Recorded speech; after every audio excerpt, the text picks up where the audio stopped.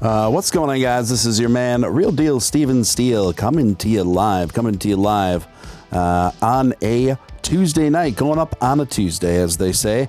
Good to see you guys. And we have a lot to talk about tonight, a lot of fun stuff to talk about, a lot of interesting stuff.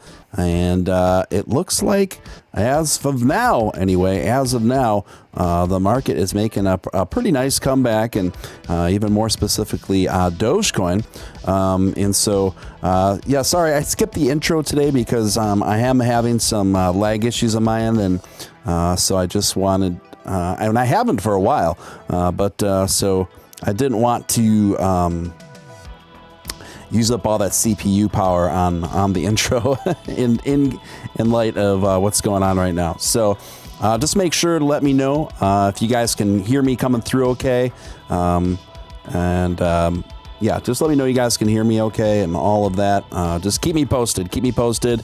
If I start breaking up or things are lagging a lot, just let me know. And if you haven't pressed the like button, make sure you do that. It takes a split second of your time, doesn't cost you a dime. It's seriously the number one thing you can do to help a newer emerging channel like this. So please do that if you haven't already. Secondly, if you feel compelled to super chat it at all throughout this broadcast, that's obviously greatly appreciated for my time and efforts. Feel free to ask me and or my guest any questions you'd like, comments, etc. Lastly, memberships are now available. Membership tiers are now available. You can check out those options at the link pinned at the top of the chat. If you're brand new here, I'd like to personally welcome you and encourage you to subscribe, stick around, and join this awesome, emerging, eccentric community. It sounds like we're coming through good. That is great. Good to hear. At this time, I'm just going to get right to it and bring on a man with a long-term plan. It is Dogecoin millionaire, Nick Balls. Nick, how you doing, man? Hey, Steven, I'm doing pretty good, all things considering.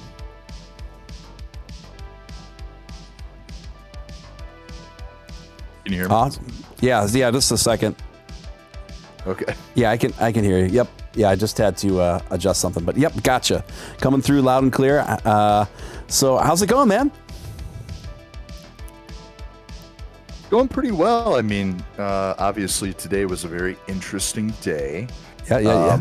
I kind of reevaluated my finances, if you will. I didn't sell anything. I haven't made any moves one way or the other. My positions are still long.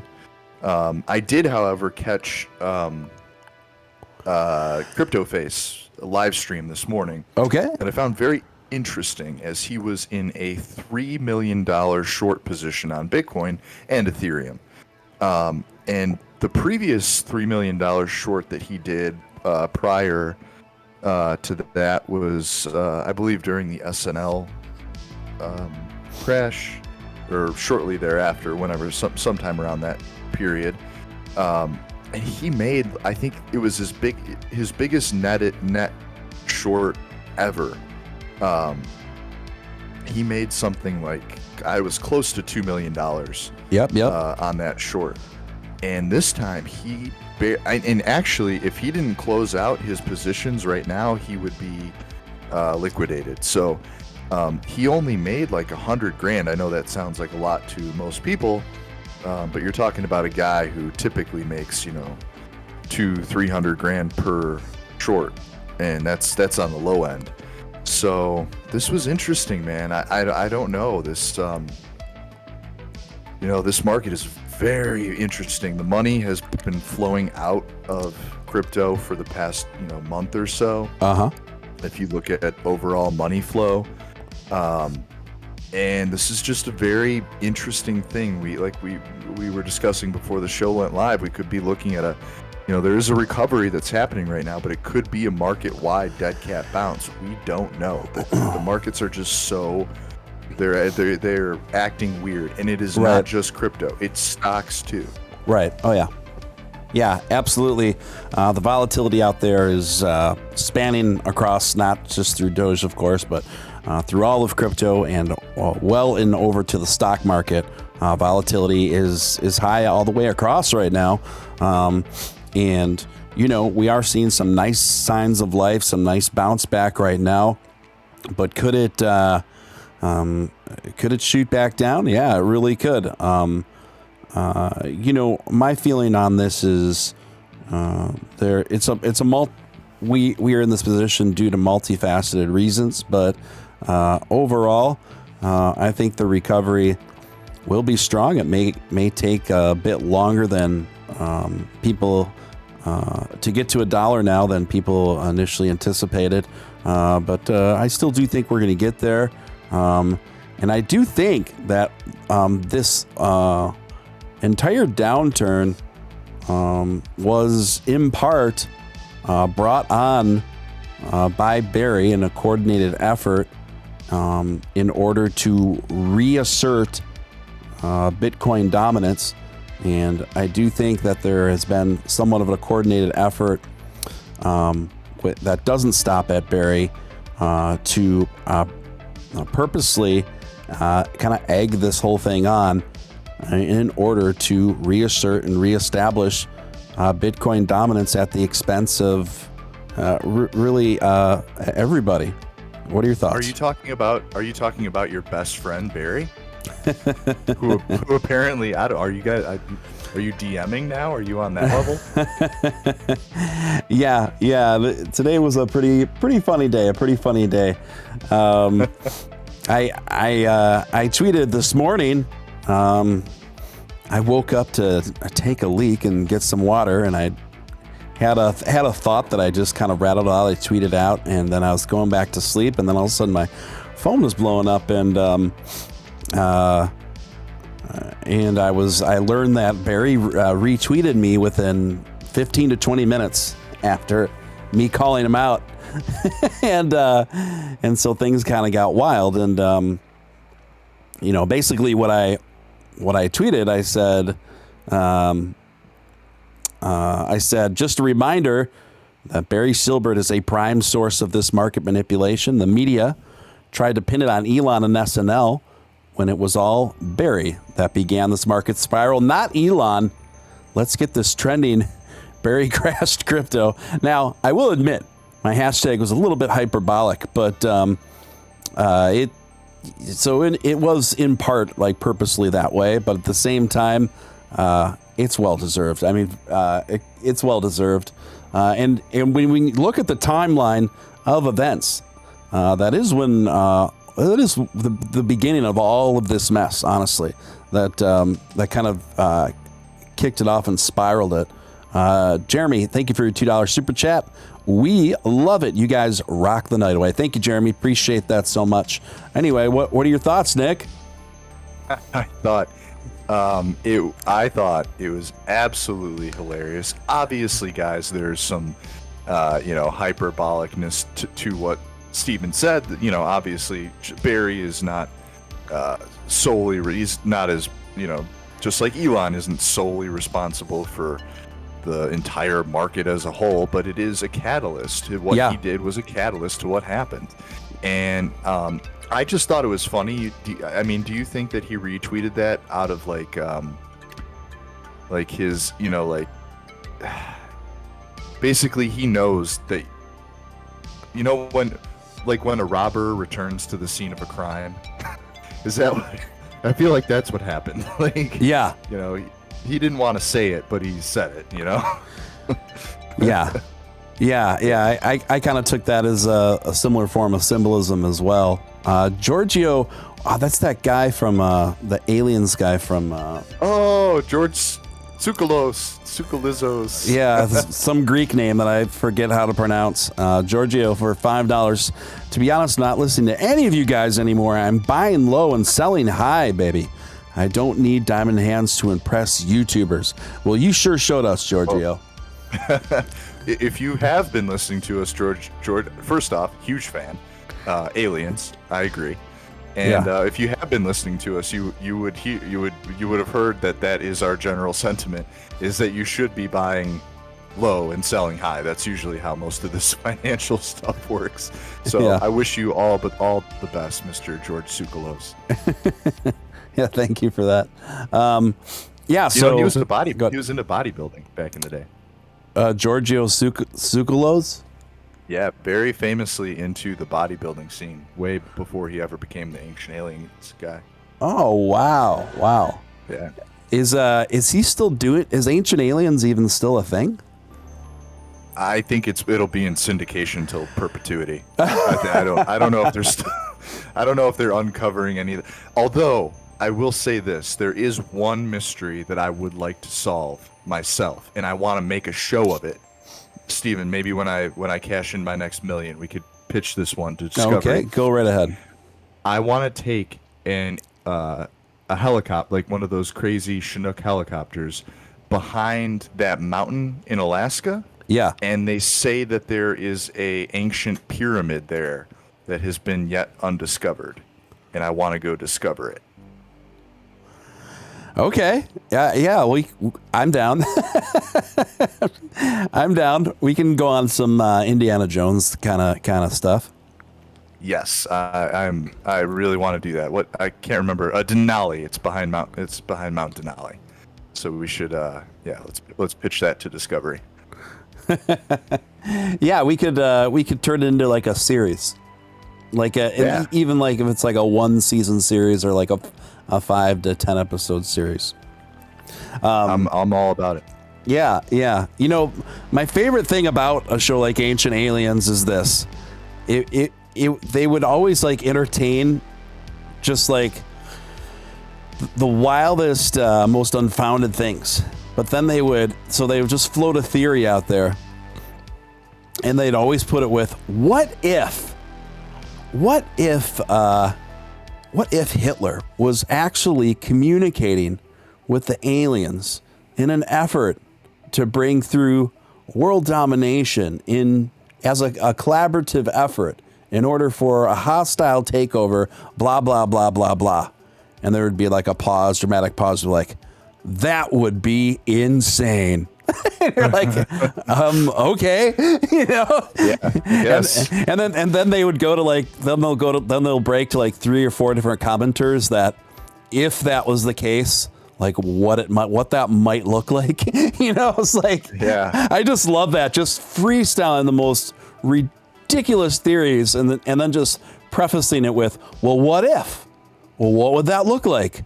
It probably might look like something like this. I'm like, oh my God, you literally can just do that with anything. Like, my favorite guy is the one dude. There's one guy on there who's from like upstate Maine.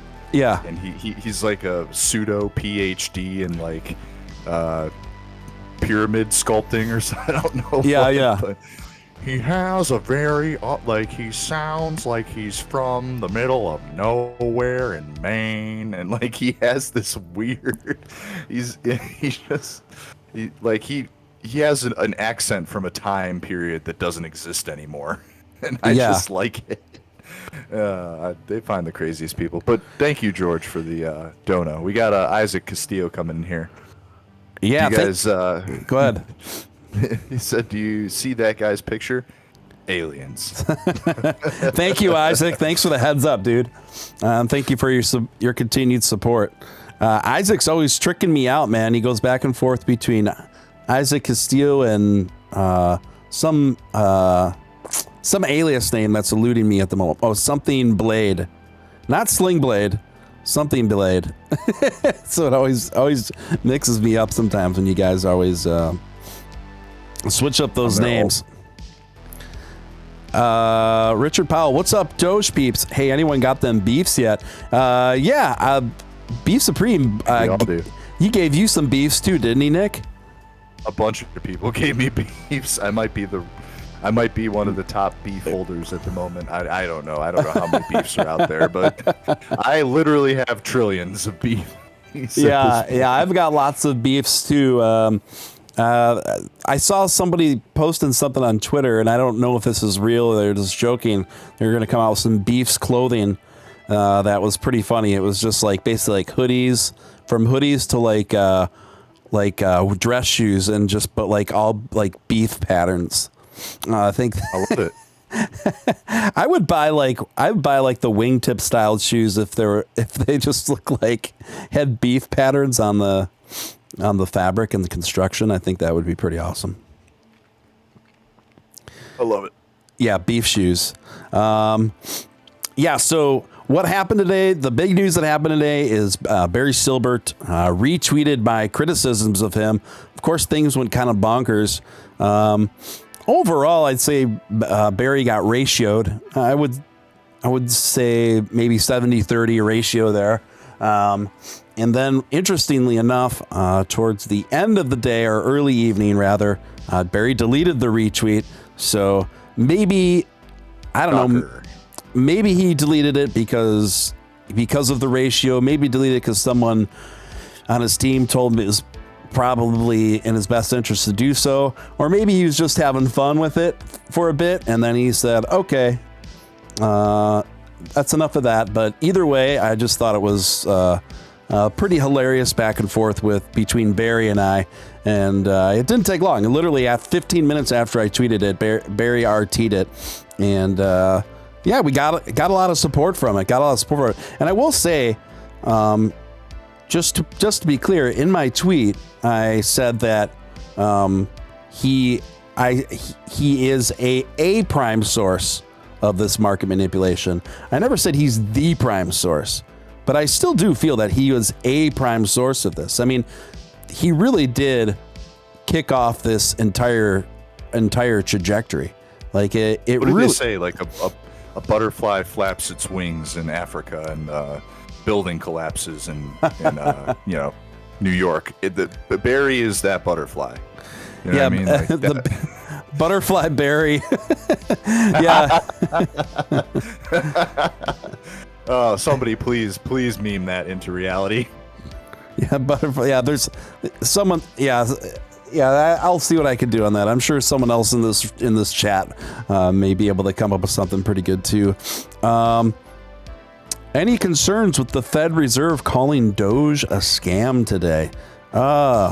Honestly, I missed this one. Considering they print, I didn't catch that one either, but considering they print fake money, I mean, that's the last thing they should be calling a scam. They're like, we have no idea how much we're printing. We just keep the machines running. But it's a scam, though. It's a scam. And so specifically, it was the Minneapolis federal president. The president of the Minneapolis Federal Reserve called it a scam. But yeah, I agree with Nick. Talking about pot calling the kettle black. I mean, I don't even know what else to add to it. I mean, any statements that of accusatory statements of that nature coming from the Federal Reserve just strikes me as peak irony, to say the least. So I don't know. I almost see it as a compliment. Dropping in to hear the man of Steel. Welcome, Christopher James. We got Alan Schneider in here, Lewis, RW, of course, Jeremy, Upshot Gang, Giorgio, of course, and Isaac, and Anthony Grant, and Gabriel, and Unicornucopia, Lady Doge, hey Lady Doge, and Slay Blaze, Mark Lance, and the list goes on. Oh, what's up, Buck? That's actually Suave. I'm going to say this wrong. Swavey McDane is Buck. And I talked to that guy for like an hour the other day. Okay, right on. Cool. I told people I was going to go in the Dogecoin community server because the market was dumping. I just wanted to make people feel like, I don't know, talk to somebody who's down like $400,000 or something like that might make them feel a little bit better. And he was the only one who came in, so good on him. So Nick, in light of what you're seeing here, how are you feeling about the long-term trajectory of the crypto market, the long-term trajectory of Dogecoin at this point? I mean, we can we can obviously see like the long-term outlook of crypto in general is positive. Like we wouldn't be in the place that we're at now if it was the case. People say everything, there's crazy people on one end of the spectrum who think that everything's going to zero. And that hasn't been the case for over a decade now. It's crypto. There's huge, if you get into crypto not knowing that there is massive pumps that bring you thousands of percents in gain, and there's also massive moves down that lose you hundreds to thousands of percent at a time. Like that's crypto. That's how it works. And I feel bad for the people who just got into crypto and have never seen anything like this before. Right. But I've been doing this for almost a decade now, and it's nothing new to me. And it doesn't change my long-term outlook. And the only thing I always, on days like today, I often rethink, what my previous moves were. Like I didn't sell anything at 70 cents because I didn't want to give any of my coins to Barry. Like literally, I just had a moral stance against doing it, although we were at all-time highs. Right. And that made me kind of rethink my position on the next move to an all-time high. Like I might sell some at the next all-time high, not because I have any moral or principal gain to be made, but because I do have to think about capturing some sort of gains for the future. Like I'm doing okay right now. I'm not complaining. I'm in a comfortable position, but like I would like to secure my future overall. Like I do have to think about that going forward. I'm not saying I'm selling all of my Doge. I certainly wouldn't do that. But the next move we make to an all-time high, I really do have to think about, well, I have to pay taxes. Right. So, I have a bill coming up next year that I do need to pay for. So, and on top of that, just general living expenses and stuff. So, like I don't know. I feel confident about it long term. That's all I'll say. Gotcha. Anthony Grant coming in with $5 super chat. Thank you, Anthony. Appreciate you. Top of the night, took a family trip to St. Louis for a week. Stayed away from the markets and glad I did. Sounds like your trip was pretty good timing there, Anthony. And if I didn't do a crypto-centric show on a regular basis, there are times where I wouldn't be looking at the markets at all. For a while, honestly. I don't think I checked TradingView once in Florida. Yeah. I mean, aside from now, the things I do watch, I would watch more closely, even if I wasn't doing the show. Would be even higher volatility BSC token stuff that I have a few investments in, just because those are even crazier as far as volatility and risk goes. But other than that, I mean, my mainstay coin investments, I'm diamond handing for a few years, at least. So to me, these are, those are very long-term investments. And when we see the history and we look at the history of crypto, it's the people that, for the most part, especially when you're talking about the more popular cryptocurrencies with decent utility, people that can just let them ride for a really long period of time, historically anyway, up until now, have really reaped some major rewards for that. This is true. So I will say one thing though. Thank you, Anthony, for the $5, but you are the only person I've ever heard that vacations in St. Louis. I don't think I will ever do that, but good on you, Anthony, because I think you might be holding up the economy down there. Well, he does have family there, so I'm sure that's true, the biggest catalyst to his reasoning for going there.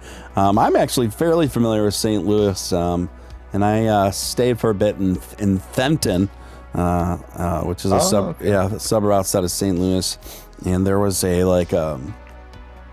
one of those built in-ground concrete water slides and it was really long. It was really long and windy. and it was super fun, except for the fact that you had to walk all the way up to do it again. So, Oh wow. but yeah, that was right by. It was like right up the street from the place that I was staying for a bit. So I'm a One little. of my old best friends' families was from East St. Louis. Oh, And, okay. You definitely don't want to go to East St. Louis. Okay. Okay. It's So- not a good place. East is to St. Louis what south is to Chicago. Correct. And it's actually East St. Louis is not in St. Louis. It's in Illinois. Yeah. Yeah. But I really did enjoy seeing. There were some memes that came out today that involved Barry and myself, and those were enjoyable. So who's ever responsible for the Barry Steele memes, appreciate it. There it is, sliding edge. See, he toggles from Isaac to sliding edge. Sliding edge coming through with $5 super chat. Thank you, sliding Isaac Edge. Number one, Elon doubled support for the Ethereum bridge.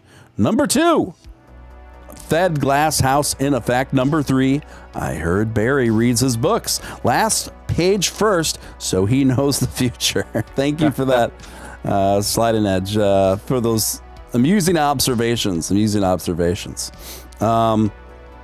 Welcome, Swift. And of course, thank you, Celeste, for holding it down. So I have a feeling that what transpired today will not be the last time that Barry and I cross paths on the interwebs. I have a feeling something's going to happen again. And I'm on that guy's radar, and I'm sure he's both amused and annoyed by me. And So if he's listening right now. I highly doubt it. But He's on the East Coast, I think. So it'll be Okay. late for him. Yeah. So, but I don't think that's gonna be the last time we'll be mixing it up on the interwebs. So, right now we're sitting a little over 21 cents. Nick has discussed reevaluating a bit on his plan going forward, or it sounds like you're gonna at least take part of your investment and cash out of the next ATH. Possibly with Doge. I don't. My plan really right now, and I was actually talking to my business partner about it today. Yeah. Because we're both. He's in a similar position to me. He only. I don't think he has. He only has like a few million Doge left, and I only cashed out like a few $100K. So, I have to pay taxes on, so that, dinks it down. And then, my plan realistically, I also took out a $30,000 loan from the bank to keep my credit line open. Right. That's a 5-year loan. Not super concerned about that. But what I am concerned about is paying taxes next year, because I don't know if I'll be taxed on I'm sure I will be taxed on the day trading that I did for the first, 2 or 3 months. So I have that to contend with. Luckily, that was when we were trading at like 5 to 6 cents. So, I'm glad I learned how to day trade when the price wasn't super high. Because I'd be screwed right now. But what I plan on doing is holding my BNB until I absolutely have to, and I might cash out like 10 or 15K at BNB and just chill for like a minute and just see where things go. In the absolute worst case scenario, I'll completely liquidate my BNB position and pay the short-term capital gains on, and call it a day on BNB. I will save my Dogecoin for absolutely last resort kind of stuff. But you got to pay tax. I have to pay taxes. I have to. So right, you got to do it. Yeah, absolutely. Yeah. So that's where I'm at right now. And I'm going to kind of string myself along until I absolutely have to make a decision until then. So that's the plan. And keep in mind, guys, I have millions and millions and millions of Dogecoin. Like I'm not hurting by any means. I just personally feel that the value of it is much more than it currently is. So I'm going to put off selling that till I absolutely have to. Yes. Got it. NetPro family, aka Donna Tabucci, coming in with a big $20 super chat. Thank you, Donna. Appreciate you so much. She says, "Hey guys, just showing some love and support." Well, it's much appreciated. Thank you so much, Donna. And then she follows up again, just to be clear, because I think she's under maybe her other account under NetPro family. It's Donna Tabucci, by the way. LOL. Got it. Thank you for the additional $5 super chat, Donna. Appreciate you so much. And thanks for Donna. Thanks for hanging out and your continued support, and we really appreciate you here. So basically, what you're saying, Nick, is your plan is next market ATH, or next time the market's surging and doing pretty well. So the first thing to go on the chopping block would be to be your BNB. Yeah, I mean, that's the thing. I'm not married to BNB. I got in BNB pretty high. Yeah. Like, as most people have heard on the show. I bought BNB at 500. I bought like $80,000 worth of BNB at 500. So I've lost a bit. I mean, I've lost like 30 grand. So, I haven't lost anything because I haven't sold it, but I don't know. I'm not married to my BNB. I'll take the short-term capital gains hit on it versus my Dogecoin, even though my Dogecoin is at long-term cap gains at this point. Like, I haven't sold it, so, but I did day trade some, so I do have to take that into account, that I'm going to be paying taxes on that. I would just rather pay the taxes on sell and just get out of BNB, even if it's at a loss, because the money that I made to make that loss was from long-term cap gains. So I'm not married to my BNB at all. I would sell it well before I have to sell my Dogecoin. And even then, I want to avoid selling my Dogecoin as much as possible, even though I've got millions of, like, I don't know. I just have something, I'm attached to Doge. And I freely admit that. For me, it's not just a coin. It's I have it tattooed on me, guys. Like, Right. You know what I mean? Like, so for me, it's much more than just a random coin. Yeah. It makes sense that you'd put, if I were you, that's what I would do too. I'd put BNB first and foremost on the cashing out chopping block, and then work your way back from there accordingly. Seems like the totally most reasonable course of action there. So what is the probability here that things will go lower for Doge, let's say lower than 18 cents again? What do you say? I was reading, I wasn't on, I was on Twitter today, but my girlfriend was over, so apologize, guys, if I can't like and comment on everything. But I was watching Salty go back and forth about this, and as I mentioned earlier, I was checking out Crypto Face this morning, and he seems to think he's got to be screwed right now. If he didn't get out of his Bitcoin short position, he is absolutely screwed.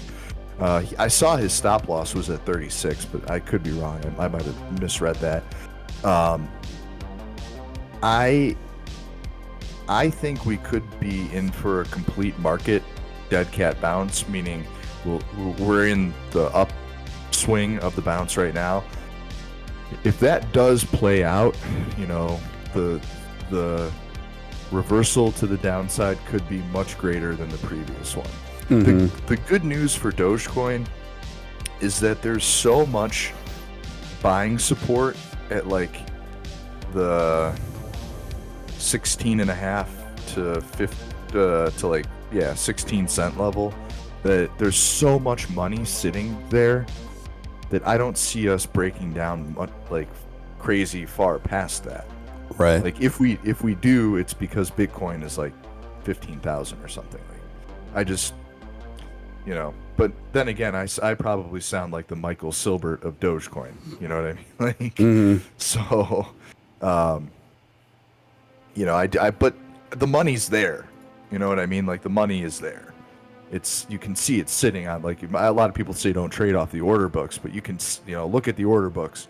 I mean, this is there. So we're in for two scenarios here, guys. We're either in for this basically a market-wide Bitcoin caused dead cat, or we're gonna see a recovery. I mean, it's one of these two things, or as Papa Upshot thinks, we're gonna trade sideways for eternity, which could be true too. I mean, there's three options. There you go. So you think it's a fair probability that Dogecoin just trades sideways for eternity? No, but Papa Upshot thinks that. Oh yeah. I've heard of not eternity. I'm being hyperbolic. I just mean he thinks we're going to start trading sideways for a while.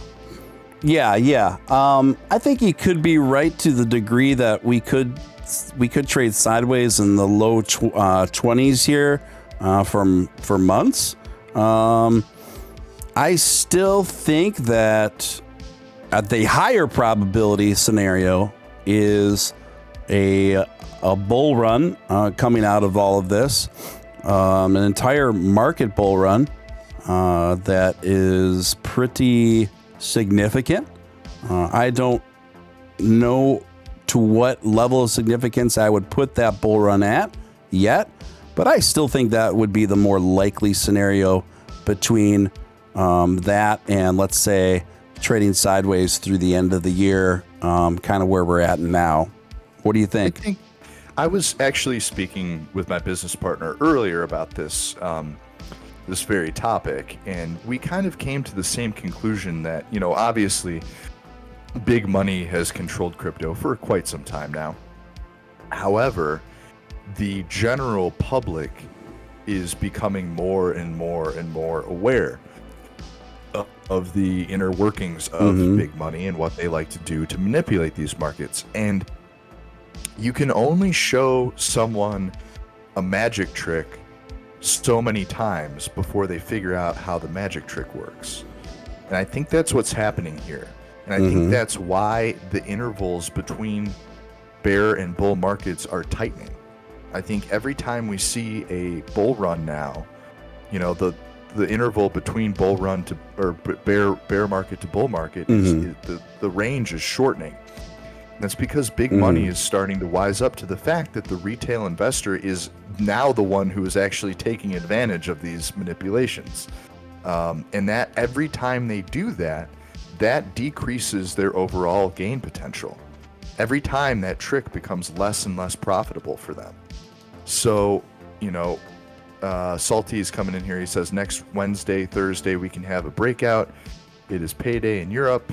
Right now, there is basically no retail buying power in Europe. People get paid monthly, not weekly, which is true. Also, end of month, we see contract expiration as well. So that's a fair. I would agree with that assessment. I think that's a fair possibility.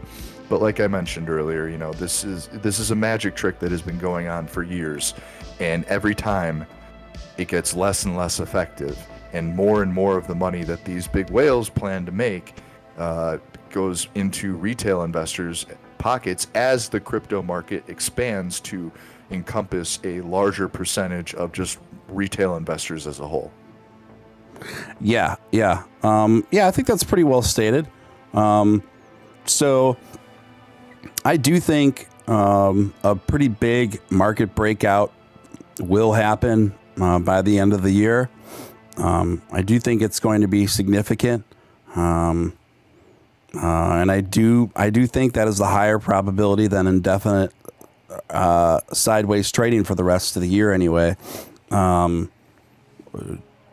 Nick, do you still put at Doge to $1 by the end of the year? It's hard to say now. It's hard to say now because, the amount of manipulation that's occurred could significantly impact the overall.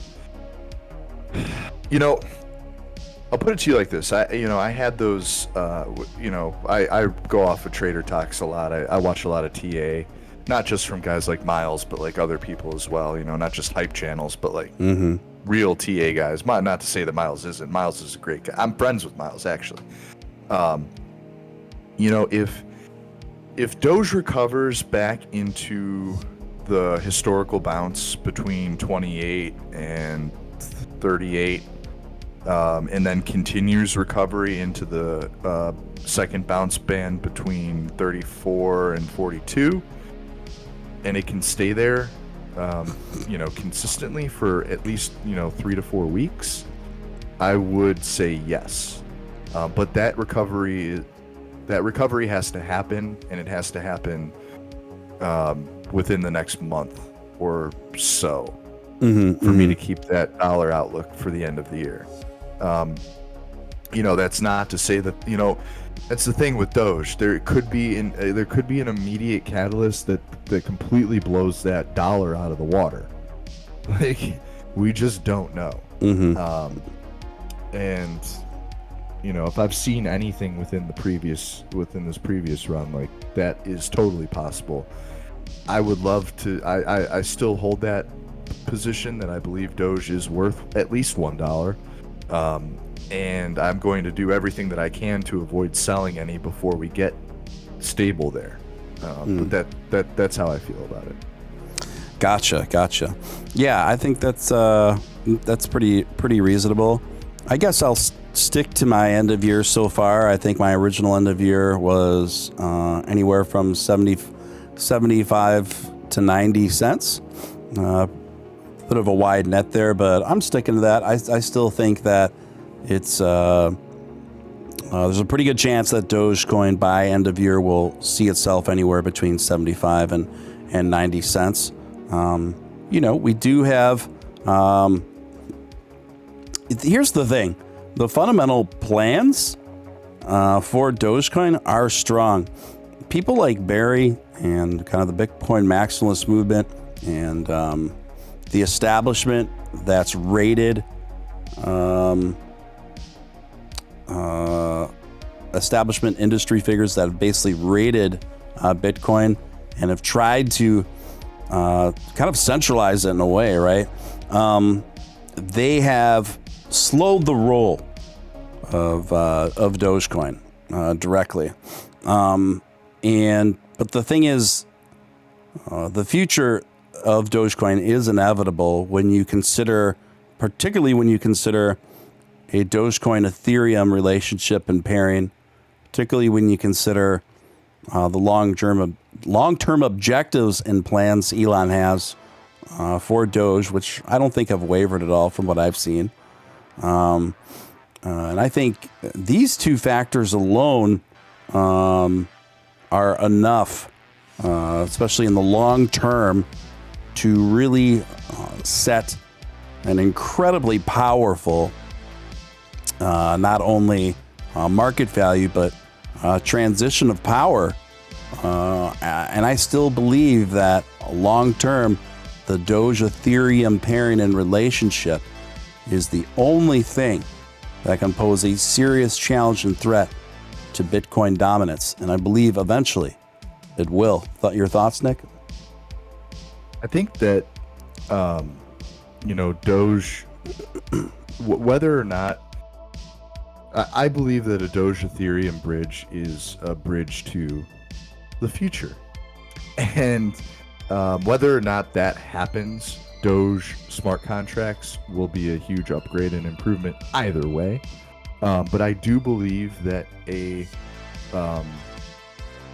collective working together between Doge and Ethereum, and you know, preferably and probably what is in the works is a Doge Ethereum 2.0 relationship, because the technicals that Vitalik was describing were those instantaneous transactions that Ethereum 2.0 will carry.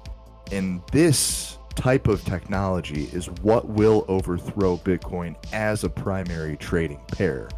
We already see Doge becoming the primary trading pair on Binance for Bitcoin, because a lot of people who sell Bitcoin know that their gain potential is maximized by putting it into Doge, they just get a better return versus Tether or other alt substitutes. So the overthrow of Bitcoin dominance will happen with some sort of higher cap coin, and I believe it would be ETH, and then Doge, which would be, you know, the smaller cap, higher yield potential coin, and that pairing would be a huge factor to overthrowing Bitcoin dominance, 100%. Sorry about this. Sorry, I was muted. I agree, and I'm actually very, very optimistic and bullish about this relationship. I think this has tremendous game-changing potential for the entire market that will reverberate all the way down. I'm pretty bullish on this concept and this idea that we know is already in the works. We know this. So I do think, again, when I hearken back to Vitalik Buterin's interview with Lex, that 3-hour podcast that he had with him, he asked him, where do you see the top ranking cryptocurrencies? And Buterin fired back immediately. He didn't mention Bitcoin. He didn't mention his own ETH. He mentioned Doge. The first thing he said, he goes, well, Dogecoin number 3 at least, for sure. Yeah. And then he said, if not number 2. Well, that to me was a huge tell. Why would he say that? Why would he say, if not number 2? Well, with the intention of what being number 1? Not Bitcoin, no. Right? So he's seeing this as a long-term. I interpreted this as for him looking into a long-term power play that would perhaps put Ethereum at number 1, Doge at number 2, and the store of value, the king store of value digitally, Bitcoin at number 3. So to me, that's what that said. So is that possible? Yes. Will it happen? Who knows? At the very least, I think long-term Doge secures its place as number 3 in the market long-term. ETH number 2, but I could see it. I could see there being a BTC flip, man, long-term. And if there's any person and there's any collaborative effort that could make this happen, it would be between the Doge devs and the Ethereum team. Sliding Edge coming in at $5. Thank you, Sliding Edge. Appreciate it. Anyone else chuckle at the crypto hype channels that state Doge 1,500 and 950% and 15K, turn 15K into 1 mil. Real Doge growth will be healthy and expansion. This is a world that I occasionally peek my head in and take a look around and see, but not one that I'm engaged in. Like, I couldn't even tell you the names of any of these channels or these. I stopped watching them personally, but I will say this, that 1,500 and 950% runs on Dogecoin have already been seen. Like those types of parabolic moves have happened in the past. So it's not those 1,500% or 950% gains at this point are not unrealistic. Now, Doge I think what he's saying is $15,000 or $1 million Dogecoin. It literally mathematically impossible. And if it can't happen. Like, there would be more. There's not enough money on Earth. If there's a $15,000 Dogecoin, we have huge problems financially throughout the world. With that being said, is a $5 Dogecoin possible? I don't think that's that crazy. Like, long term, I don't think $5 Doge is completely out of the question. is a $1 Doge. I think is, and listen, guys, I had dinner with one of the top executives at Kraken. Mm-hmm. This guy is extremely smart. I know, like, I'm friends with his. I've known his wife for like 15 years, and they live in a very, very affluent place right by where I live. And this guy is one of their top analysts at Kraken, and he agreed with me that Dogecoin will be going to $1. Mm-hmm. Why wouldn't I listen? Like, this guy's, I'm in a fortunate position now in my life where I have enough money and I have enough pull to be able to pick a lot of people come to me to pick my brain. I'm just a random idiot who took out a loan for Doge. I want to pick the brains of people who are at the top of their game. And this guy is at the top of the food chain at one of the largest exchanges in the world. If this guy thinks Doge should be $1, there's no reason I can't believe that. Like, right. So, this is a very smart individual that I was able to converse with, for a few hours while I was on vacation, and that alone makes me feel very, very positive. Yeah, that speaks volumes. So did he say that it should be $1, or does he feel that it will be $1? He believes that it will be $1. Mm-hmm. Mm-hmm. We didn't talk anything about time or anything like that. Right. This is very early. This was the first night that we went out to dinner. Mm-hmm. And, we were kind of feeling each other out, and I didn't want to be, I actually, it's so funny. I very, very rarely delete tweets. Almost never. Which is why I found it hilarious that Barry deleted your tweet. Because I think it's funny when rich people take things back. I just find that funny. Yeah. Personally. Yeah. But same. But I very rarely delete tweets. But I deleted a tweet where I said that, I'm like, I was right before we went out to dinner. I was like, all right, guys, wish me luck. I'm going out to dinner with a Bitcoin Maxi. We'll see how this goes or whatever. Yep. And he ended up being one of the coolest people I've ever, I've got to hang out with in the crypto space in real life, other than Liv. Obviously, she was probably the coolest person I hung out with in IRL crypto. And it was just a pleasure to get to have dinner with him, and kind of he's a couple years older than me, but not much.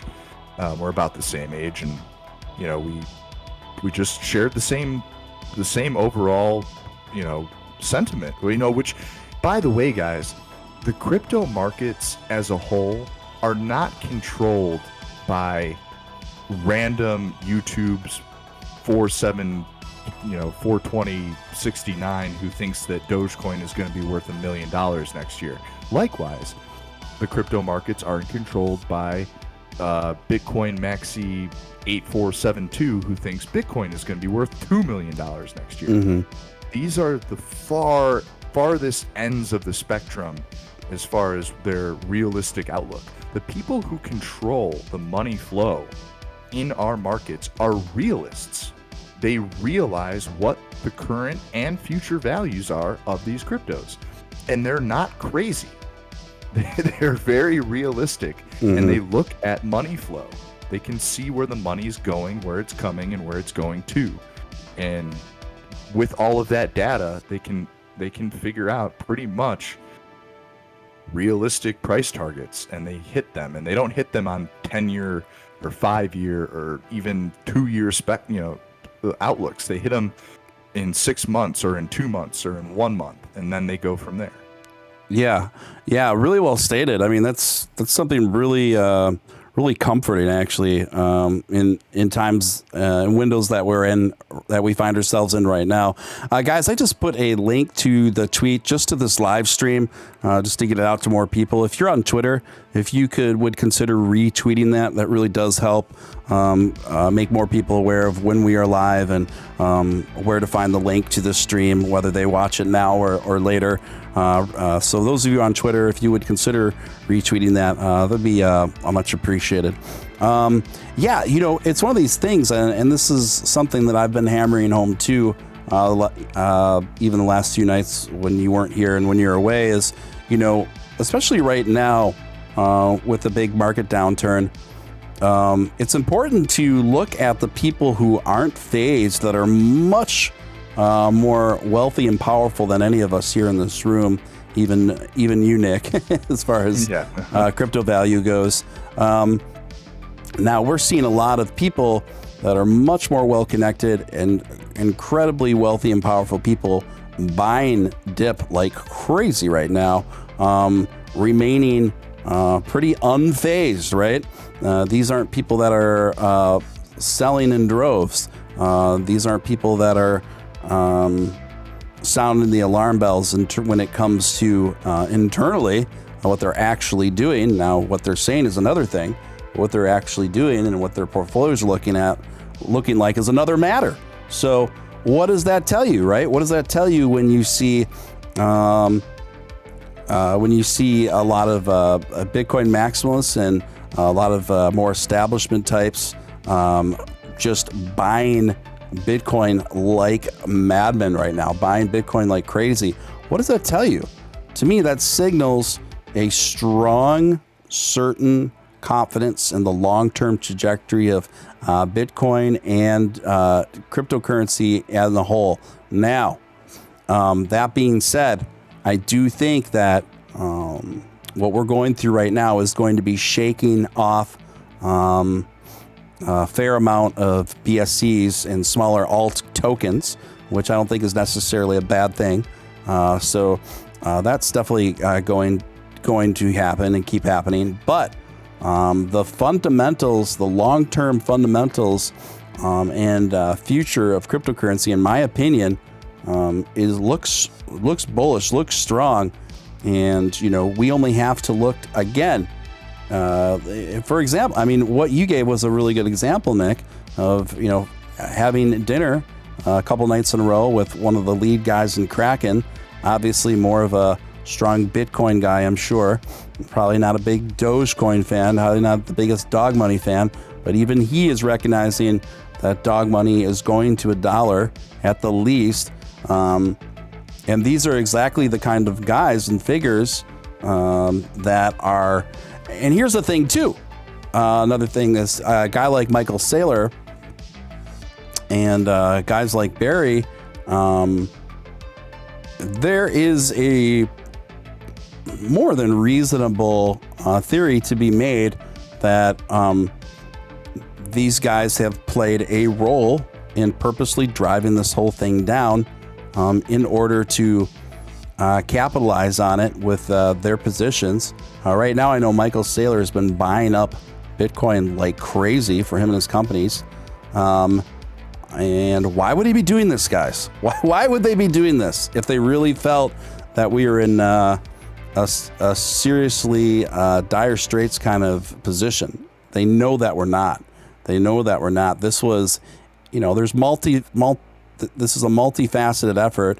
I mean, obviously, the Chinese government banning crypto mining has a fair chunk to do with it, but it's in tandem with some very powerful Bitcoin maximalist types, I think, that wanted this to happen. What do you think, Nick?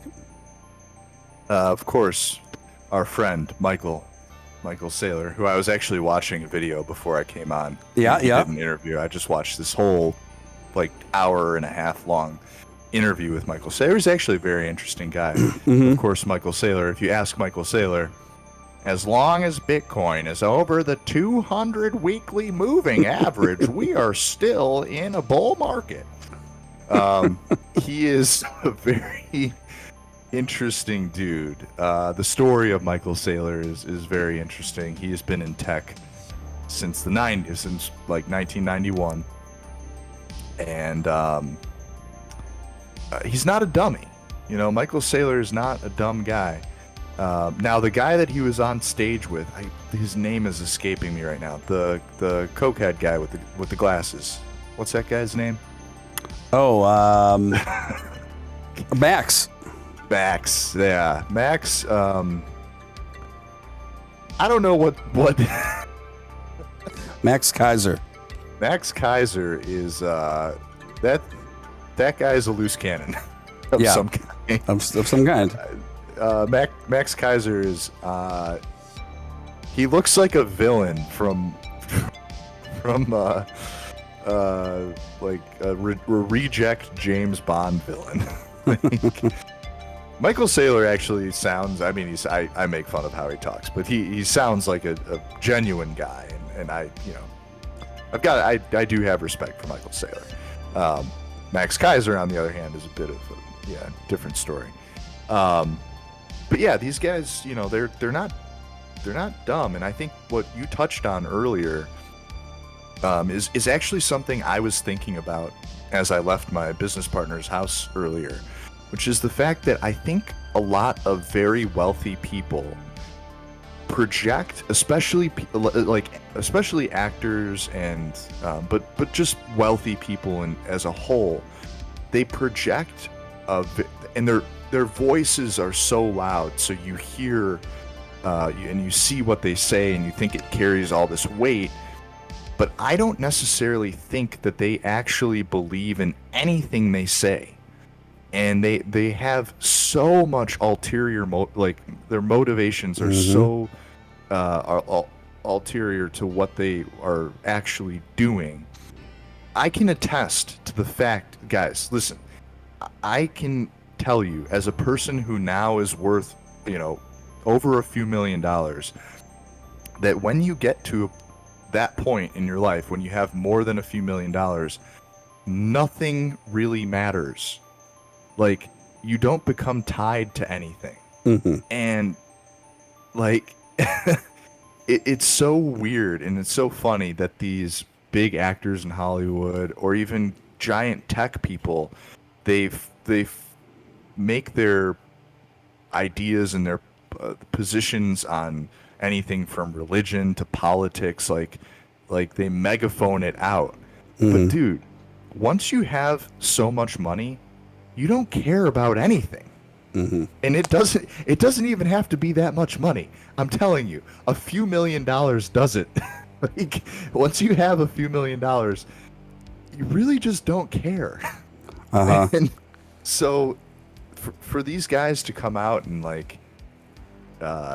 ego trip on well, Bitcoin's the superior, it's gonna be this, I know for a fact, bro, they're selling and buying just like everybody else. They're trying to make money just like everybody else, and they're just trying to increase their net worth just like everybody else. So I just find it funny that people with too much money often have the loudest megaphones, and behind closed doors, they might be doing exactly the opposite of what they're preaching on the streets. I 100% agree. And from everything that I've observed, not just through crypto, but throughout my life in regards to people in those echelons and paid those income demographics, I think is overall very true what you say there. Guys, we got about 100 folks in here. Appreciate that. If you haven't hit that like button, we're at about 50 likes. I think we can do a little better than that. If you could just do that if you haven't hit the like button yet.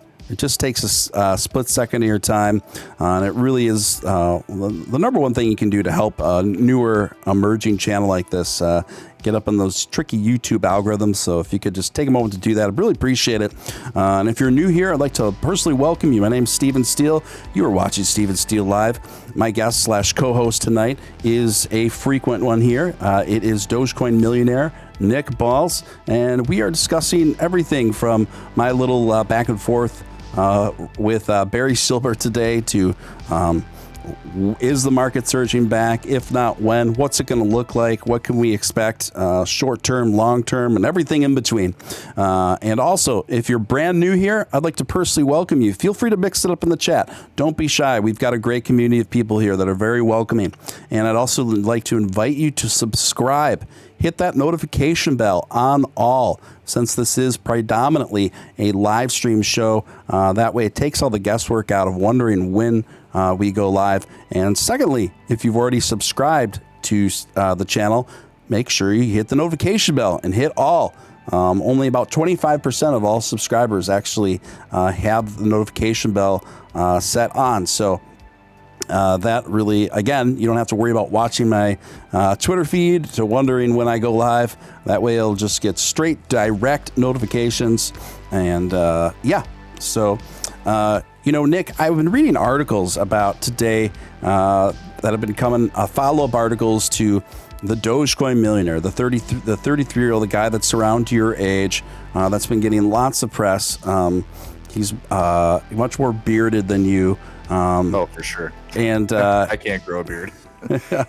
And he, he's been expressing some anxiety and concern on social media lately, but he says he's still holding.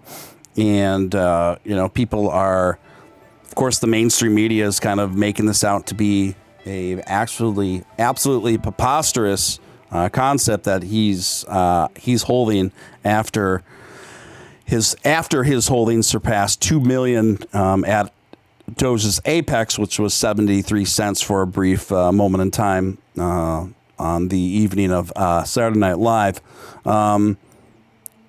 But so he's been making the media rounds explaining himself, and I just can't help but think they should be talking to Nick Balls. I mean, nothing against this guy. He's doing it. He's promoting Doge, and he started his own channel that's a lot more popular than this one. But I just can't help but think here we have Nick, who a regular on this show, who has been holding Dogecoin, who actually, this kid, he turned his life savings, which was $180,000 into, at its apex, $2 million. Now he's down, considerably, obviously, for the moment. But here we have Nick, a regular co-host and guest on the show, who turned $10,000 into a few $1 million and beyond when the market is really bullish. Still currently over 2 million. Still currently. So here we have a guy that is a regular co-host on my show who turned $10,000 into over $2 million through Dogecoin. Media, you're sleeping here. This is the guy. You want to talk to this guy who, for the most part, has been diamond-handing through this whole thing and showing calm, resolute, and resolve and reason through it all. What are your thoughts, Nick? There was a time, I don't know, maybe like a month or two ago, where I'm familiar with that guy. I actually really like that guy. I do too. I want to be clear about that. I got nothing against the guy at all. Yeah, I believe that he should have sold it to cover half of his expenses, initial investment. To cover at least 50% of his initial, just because his initial was so high. Right. I don't know. Like, he didn't do. I don't know. I don't think he did what I did. I think he just that was his life savings. So I don't think he owes anything to like banks. I don't know what his debt looks like. I know that he still works like a regular job or whatever, which is fine. If he doesn't have expenses that require him to sell, like that's totally fine. There was a period about a couple months ago when I considered like blasting my story out to like major news, media, whatever it is. But I thought about it, and it's like, I like, my girlfriend got on me a lot because she was like, you're being too, blasé, you're brandishing your wealth too much, or, you're being too public about the amount of money you have and it's not good and whatnot. And I can't really hide it in the sense that I was posting about this stuff on social media 7 years ago, and everyone in the town that I live in, everyone I know, everyone knows me now as this guy who did this. I can't change that. People already, it's like you can't unsee something. So that can't be done. But I do kind of like a bit of personal anonymity in the sense that I really do like I like coming here, and I like coming on Papa Upshot show, and I like supporting not like small people, but like medium-sized. I like spreading my story through like kind of the underground, because I feel like that is where Dogecoin started, at least for me. And I connect better with them than like, I don't know, the Wall Street Journal, or I'm sure they would. I can guarantee you they would twist my story into like, something that it isn't. So yeah, I mean, I appreciate I appreciate all the people that follow me, and I appreciate all the people that I get to talk to on a daily basis, and I really appreciate coming here and getting to like vent out my whatever daily brain whatevers, and like just kind of not have to worry so much about what the major news media would have to say about my story. I'm sure one day I'll probably get an email or a call or something from NBC or something like that, and who knows? At the time, I might make a statement or something. But I appreciate. I much appreciate the little guy over any major news outlet ever. Yeah, I mean, you raise a fair point there where, a lot of times, the problem with mainstream corporate media is their preferred narrative, and the way things are edited and presented are usually far away from the initial reality and core features and facts of the original story.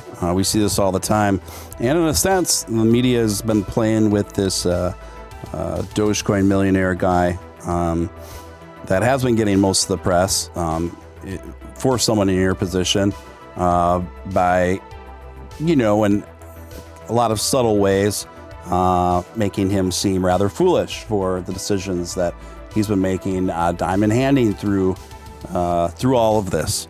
Which, to his credit, I don't, I tend to agree with you. I think if it were me, when it got, anywhere over 50 cents, I would have just recouped some of my initial investment, at least half of it, but then I would let all the rest of it ride. But you know what? I gotta credit him for holding all the way in through as well. Because I do think through a good amount of patience and consistency and level-headedness, I really do think that, he will be vindicated. He'll be vindicated against sectors of the mainstream media and others that may be belittling him and deriding him for making the decision to diamond hand. What do you say, Nick? Yeah, I just read a comment from Salty that said he did take out loans to create that position. It's hard because we don't know. We don't know what his, like I was saying earlier, we don't know what his debt is like. We don't know what his his interest rates are. We don't know what his daily expenses are. I do know that he lives in Los Angeles, which is not a cheap place to live. I can tell you that. I have seen his house tour. And he lives in a Los Angeles home, which is tiny, but I'm sure it's not cheap to live there. I will say this, that whatever I do, I try to not I try not to blast out what I might be doing personally with buying or selling or otherwise, just because my position, I'm sure if my story got out to the general news media, like it would go over pretty well, just because my buy-in price is so incredibly low that like I'm not experiencing any type of loss. If I sell, I'm not losing at all. You know, I'm up tens of thousands of percent. So, but he is playing, you know, an interesting game in the sense that, you know, he's a huge voice in the community now, which I respect him for, because he does bring a lot of positivity and whatnot to crypto in general. I do really respect the guy for that. And we'll see, you know, we'll see. I don't remember what his initial purchase date was. So, you know, either way, I'd like to see him at least get through 12 months to break into short-term capital gains. And, you know, if he decides to go even longer than that and he can afford to do it, more power to him. I think he's, you know, he knows what he's doing. Yeah, I'd agree with all that. Anthony Grant coming with $5 super chat. Thank you, Anthony. Appreciate you. Thoughts on hedges selling crypto to cover expecting margin calls and FTDs, Nick? This is the world of hedge funds, I guess. Yeah.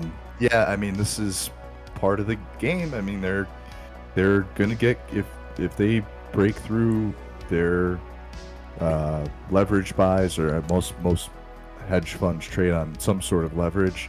You know, if they get called on margin, like, they're fucked. So, I'm sorry. Whoops. It's okay. It's late. Sorry. It's all right. But yeah, they're in a tough spot, and this is true with stocks as well. We've seen this throughout the AMC GME squeeze, and it's just part of operating a hedge fund. That's just how it goes. I do think that a lot of hedge funds jumped into crypto because they saw people like Michael Saylor and other big crypto guys doing it, and they might have not had the market experience to handle the volatility, and they had been, you know, most of them are using leverage, and listen, guys, you know, futures contracts expire at the end of every month. We all know this, and hedges have to expect that to be. They have to figure out that risk potential. What people don't understand is hedge funds hire. They call them quantitatives. These are extremely smart mathematical dudes, usually from China, and they figure out market risk, but risk potential ratios, all this kind of stuff. And, you know, ultimately, it's hard. It's easier for these guys to operate on Wall Street than it is to operate on unregulated global market like crypto. So their risk potential is super duper high. And when they start using leverage, it gets even higher. And yeah, this is just that's the game, and this is the world that we live in now. So you just kind of got to expect it. It makes me wonder where the market would be without the Chinese government's interference and propaganda campaign and their crackdown on cryptocurrency overall. Some people think that, you know, China's Bitcoin ban is more of like a short-term negative and long-term positive. I'm leaning that that's likely true, but to the degree that most of all of the Bitcoin miners seem to be relocating to Texas. I've heard this, by the way, Stephen. Yeah, I have heard this, and for those who don't know, the previous career that I was in logistics.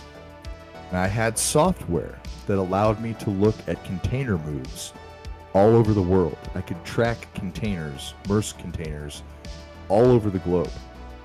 And I've heard, and I'm going to discuss this with one of my buddies in logistics this next week here or so, and I'll definitely report back. I have been hearing that there are thousands of containers full of GPUs, graphics cards, and the like coming into the port of Galveston in Texas right now. This could be very, very interesting. Wow. So this is happening as we speak? I believe so. I think they're en route.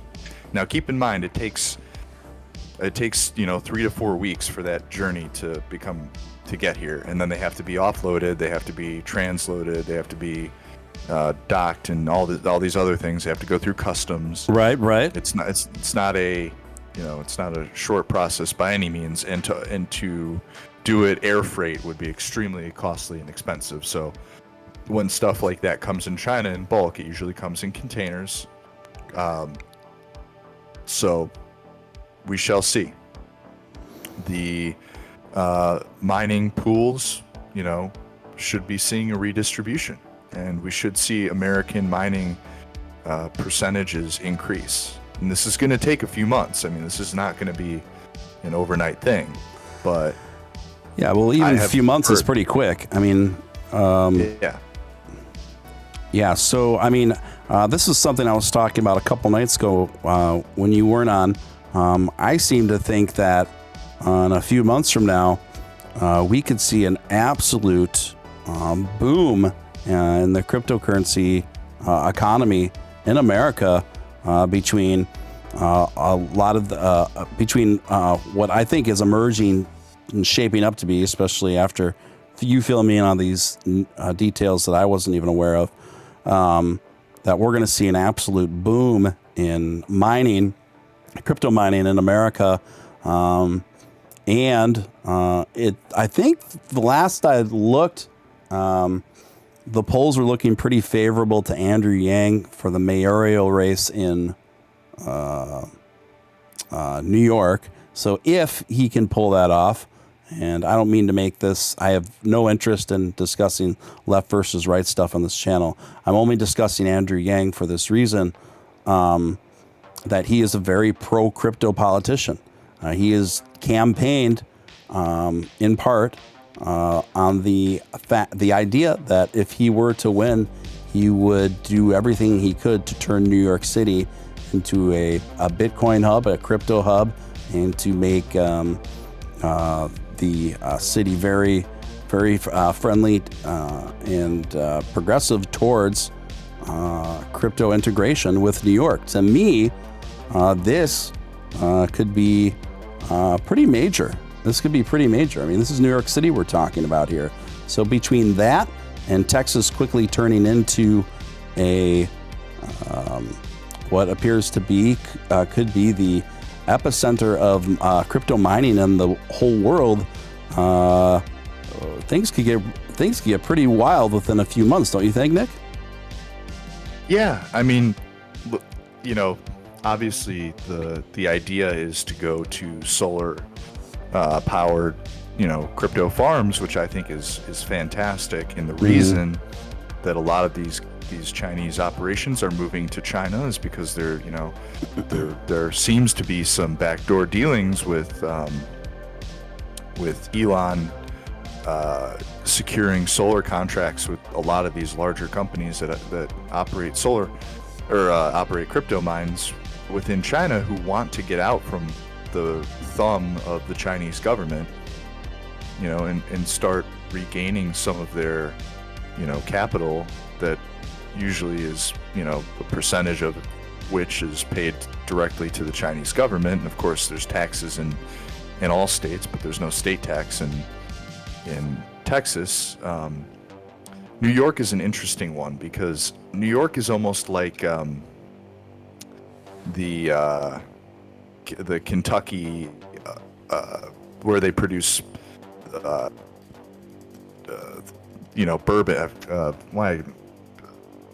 I don't drink bourbon, but that one county in Kentucky where they make it but you can't drink it. I can't remember the name of it, but I can't remember the name of the county in Kentucky. But it's interesting because in New York City, all of the banking for crypto is done in New York City. But you can't actually do anything with crypto in New York City, which is hilarious. I find that so funny that I can move $1 million right now out of Binance US. It goes through their bank in New York to my bank in Chicago. All of it was done with crypto, but Jerry from Meta or anybody else who lives in New York City can't buy crypto. How silly is that? I think it just doesn't make sense. So I would love to see New York City and overall New York State become crypto friendly. It just doesn't make sense that they're not. It makes opposite sense. Yeah, it makes opposite sense, and it makes the reverse of sense. And unfortunately, I just learned that Andrew Yang did concede today. So there goes that. There goes that. That's very unfortunate. Very unfortunate. I just don't want to dwell on that anymore. But I think that was a mistake of epic proportions for New York. But overall, New York voters aren't strangers to making epic mistakes in that regard. So it doesn't really surprise me. On the other hand, it is Jack Daniels, and it is in Tennessee. I just read the comment. That is correct. You guys can see how much I drink. I don't know anything about this. Another thing too is I really do feel that China has been banning these, making such two things going on with the Chinese government in regards to the crypto banning. I think that they are in part doing it on purpose to drive down the value of Bitcoin so they can scoop up a ton more. And then secondly, because they are ramping up to, they're finally ready to execute their own government sanctioned cryptocurrency. So they are going to, obviously, it's a communist style government still overall. So they are eliminating the competition from that, while filling their coffers with Bitcoin, while eliminating that option for their own citizens and mandatorily pushing them towards their own one exclusive digital currency. What do you think, Nick? Yeah, I mean, we've heard a lot of talk from many nations, not just China, but China probably being the most significant, that they're going to come out with the Chinese digital dollar. U.S. is going to come out with the digital dollar. I think the Chinese will probably get it done before the U.S. does. Will this be a significant hit to crypto markets as a whole? I doubt it long term, only because, as many people know, like trading, currencies, actual physical currencies back and forth, the yield potential is way slimmer. Like the margins are just not there. And you're also, you're tying up some of your capital with a country that, it's a communist country. It is what it is. It's the truth. It might be good for the Chinese people overall. But it just could further restrict their overall growth as a country in the long term. China had a real big issue a few years and years ago with the one-child policy. We're seeing that play out now in real time, because they have a population lag, which is uncharacteristic of China. All these things are culminating factors to their long-term success. And I remember listening to Elon Musk talk about how he plans out, what he's thinking about as a CEO. He doesn't think about what's happening today or tomorrow or next month or the next year. He's working like 3 or 4 years into the future. There was a time when Elon almost didn't make payroll for Tesla. and he didn't have any, like he gave all of them all the money that he had, and he didn't even have any assets to see. He didn't own a house at the time. Like, we're way past that. So if you're operating a country, you know, like China, and you're not, your vision isn't 10, 20, 30, 40, 50 years down the road, you know, it's really short-sighted, and this is the precarious position that China could be putting itself in the future. Yeah, big agree there. Tiffany says Upshot did a Steele impression, and it was amazing. I don't know if you saw it. I did. Did you hear it? I listened to it today. It was. Oh good. my gosh! Was it on today's episode? Yes, it was. What did he say? Does anyone recall? It was like, I'm flattered. He did it great. He basically read. It was like he was reading. He was reading a Motley Fool headline. And it was, in my voice? In your voice, yeah. Like, forget Dogecoin. These 4 stocks will triple in value, or so. I can't do it, but he did it pretty good. Oh my gosh! Someone please send me that clip. I have to do this. I'm absolutely honored. I'm absolutely honored that I was not aware. Yeah. Yeah. The Motley Fool is an infinite resource of unintended comedy, as far as I'm concerned, as far as their headlines go. And here's one just today. I just did every day you can look it up. You can just do a search, Motley Fool and Dogecoin. It's a gift that keeps on giving. You'll always have a few new headlines. And today's new headline was, Dogecoin isn't going to the moon, but these stocks are. And then that's what he read. He read that one. Oh, he did, just like that. Okay, that was just like that. And the second one for the day was, pass on Dogecoin. This stock is a much better buy.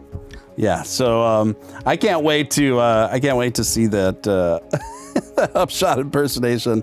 I'm absolutely honored.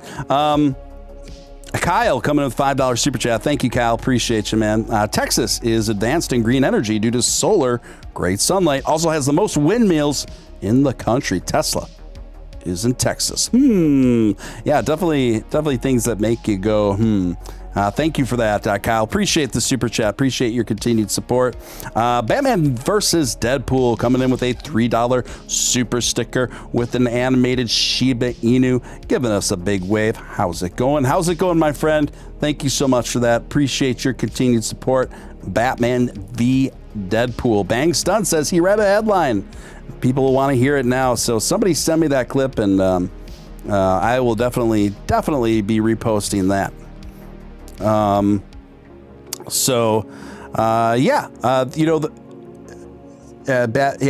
wants to hear the Upshot impersonation, including me now. Yeah, absolutely. And I actually did a full video showing kind of the Motley Fool racket in relation to Dogecoin, and that's exactly what it is. It's a racket, and I demonstrated how it works and why they do it. You can comb through the archives. I made a video specifically just explaining that. It's about a couple weeks old now. It's one of these things where I think this crypto crash has wiped out a little over $1 trillion now, right? A little bit over $1 trillion, but the amount of trading volume that has been happening on a day-to-day basis with Dogecoin has been pretty remarkable. Have you been following any of the trading volume, Nick? Yeah, I took a look today. I occasionally I'll look at the order books and money flow.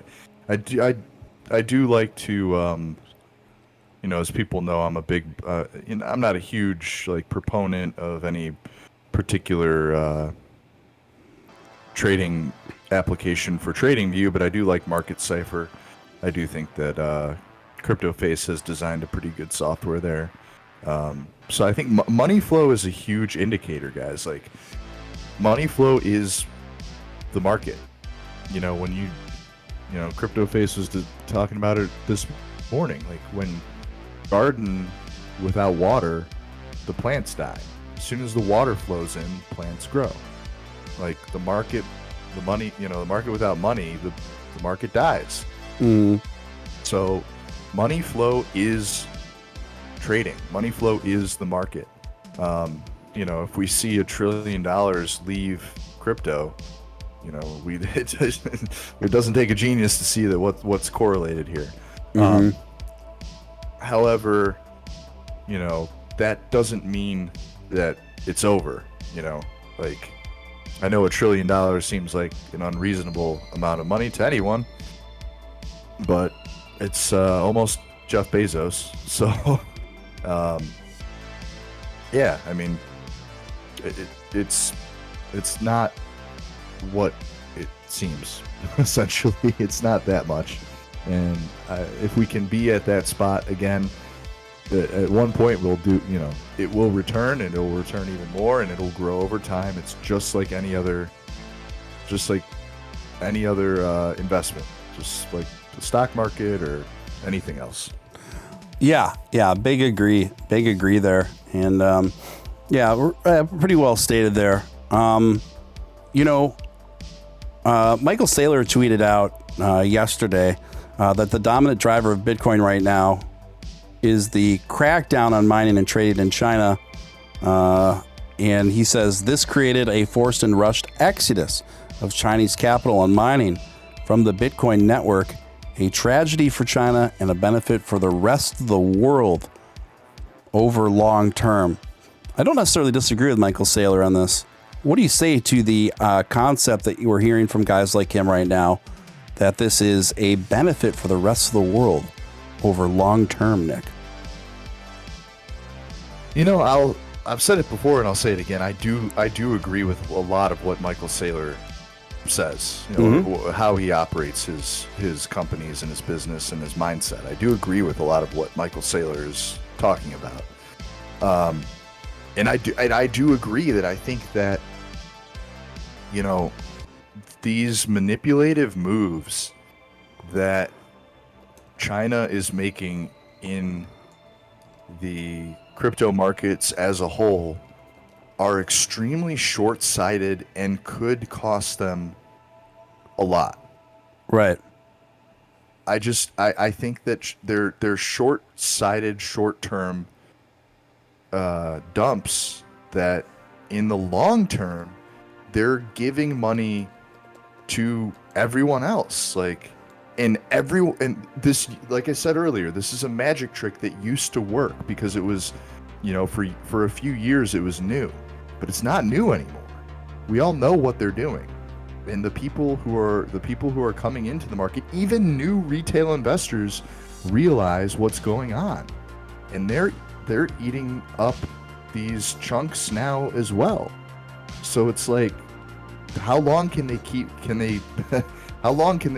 showing us the same magic trick? It's not going to work. At some point, it's going to be over. I feel like every time they do this, they're giving up a slice of their pie. Yeah, I agree. And they're overall, they're seeing things very short-sighted, and really just doing their own society a big disfavor, in the long term. Prowess 007, $5 super chat. Thank you, Prowess. Appreciate that. Buying up these sale prices. Whole Doge army. Thank you, Prowess 007. That's the spirit. That's the ticket, as 90s comic we used to once say. If I so wish right now, you guys, that I had $10,000 in capital to invest in crypto, I would spend every penny of it right now, personally. Not financial advice, but I'm just not in that position right now. But if I did, right now is such a blessing for advantageous positions right now. I just wish I had it. I just don't have it right now. So I'm very optimistic overall in the long-term trajectory of most of our top 10 cryptos and the future of digital currency overall. I do think we're going to get there, guys. Doge to $1 and beyond. I still feel very strongly about that. I do think we're hitting a few bumps along the road here that most of us didn't predict or could necessarily see to what extent. So that is going to detour us a bit. But I still think we're going to get there. I'm still even bullish about Doge to $2 and possibly $3. What do you say, Nick? How much has your bullishness in these regards altered over the past week? Still think that we could see Doge top out somewhere around $5. Long term. I don't think that $5 is even that crazy. Like right now, what are we? 130.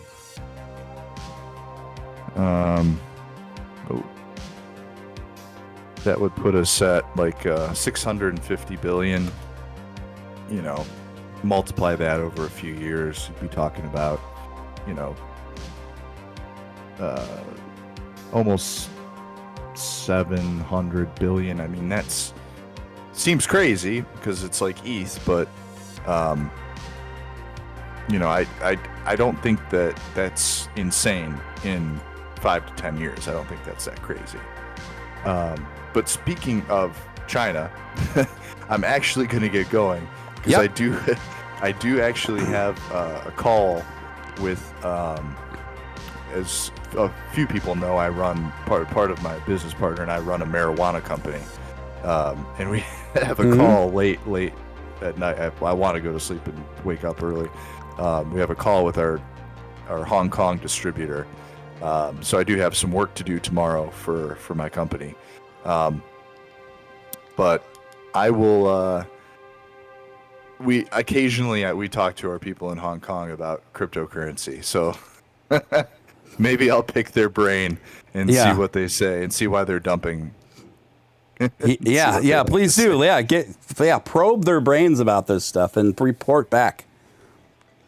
I definitely will. And I'll be around for the rest of the week. If you guys have any questions, reach out to me on Twitter, and I will certainly be on a show here later and tomorrow or whenever, sometime later in the week. Awesome. Thank you again, Nick, and I'll check in with you tomorrow, my friend. All right. Sounds good, buddy. Have a great night, everybody. All right, thank you. And you guys can just follow Nick Balls on Twitter. I'll put his link to his Twitter in the chat. And it's always a delight having Dogecoin millionaire and friend Nick Balls on the program.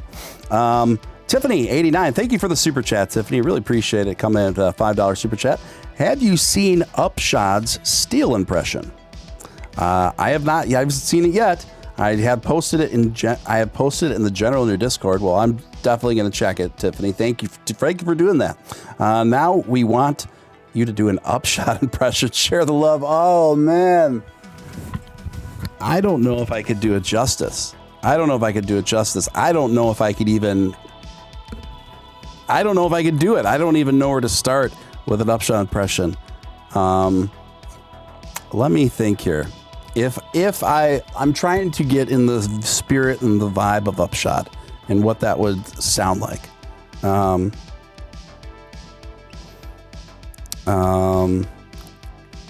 Maybe it would sound something like this. Now this could come out very horribly. But since you super chatted, I feel like I have to make an attempt. I feel like I owe that to you. Maybe it'd be something like this.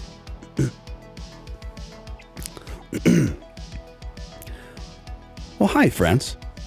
Upshot here. Over this past week, we've seen a lot of turbulence in the market, a lot of anxieties, and people wondering where the future of Dogecoin is going to end up. Well, I'm here to talk about a few of those dynamics today, and I seem to think that things aren't going to go quite as poorly as some are predicting. How about that? I think that was a fairly decent Upshot. It's the first time I've made an attempt at it.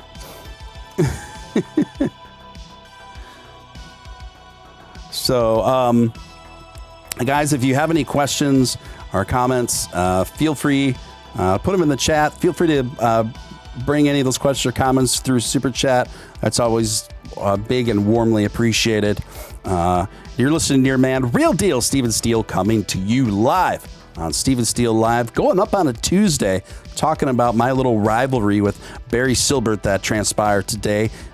Is the market surging back? Is Dogecoin surging back? What we do know, Dogecoin has made a remarkable comeback today, and the market has been doing all right. We have come back within the last day. We're up a little over 2.5% on Dogecoin through the day, and the rest of the market is showing modest increases across the board. Let's see. I'm reading the reviews on my Upshot, my Upshot impersonation. Better than I expected. Hey, everybody, Upshot here. Wow. Spot on. Perfection. I love your impression. Perfect. Actually, I guess I hit it. I guess my Upshot impersonation was pretty decent. So thank you for the feedback, guys. Sliding Edge coming in with a $5 super chat. Start with Carol Baskin and then move to Upshot. Okay, we'll try Carol Baskins. Hey, all you cool cats and kittens. Carol Baskins here, telling you about my new favorite cryptocurrency. It's called, guess what? Catcoin. It's got 75% taxation, 5% reflections, and 3% of that goes to charity for cats and kittens. It's my absolute pleasure and honor to bring on a special guest. Some of you know him through the Dogecoin. It is none other, the one and only Doge Father, Upshot. Upshot, thank you for joining me today. Well, Carol, I appreciate you having me on, and I have to admit I'm not really terribly familiar with your content, so I'm a little bit nervous here. Not quite sure what I'm doing here, but I think Steven Steele arranged this whole thing. Okay, there we go, guys. There you go, Sliding Edge.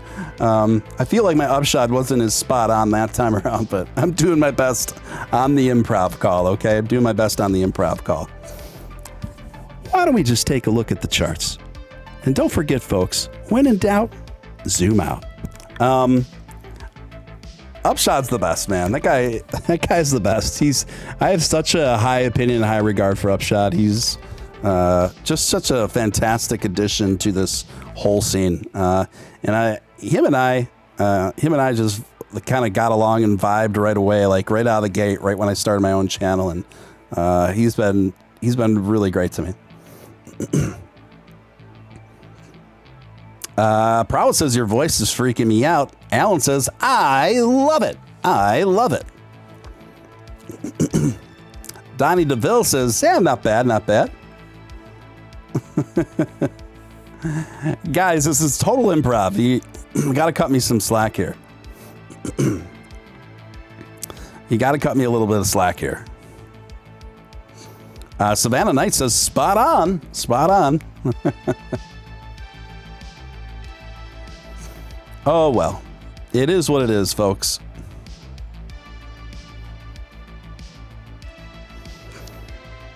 So, I think where we're trading right now, since we've been on the air tonight, is worth noting. Since we've been on the air tonight, we've been trading consistently sideways between 21 and 21.5 cents for the last almost 2 hours now, and that's more stability than we've seen in a few days with Dogecoin. Could we? We could be seeing the beginning of some actual real stability now here. I could see it, a scenario where Dogecoin trades sideways in the early 20s for the next few days.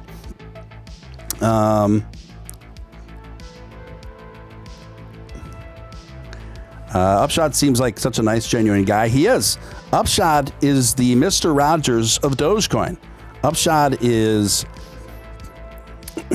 Upshot is like the more responsible version of me. I feel like I have a devil on one shoulder and an angel on the other. And Upshot is what would happen if the angel won out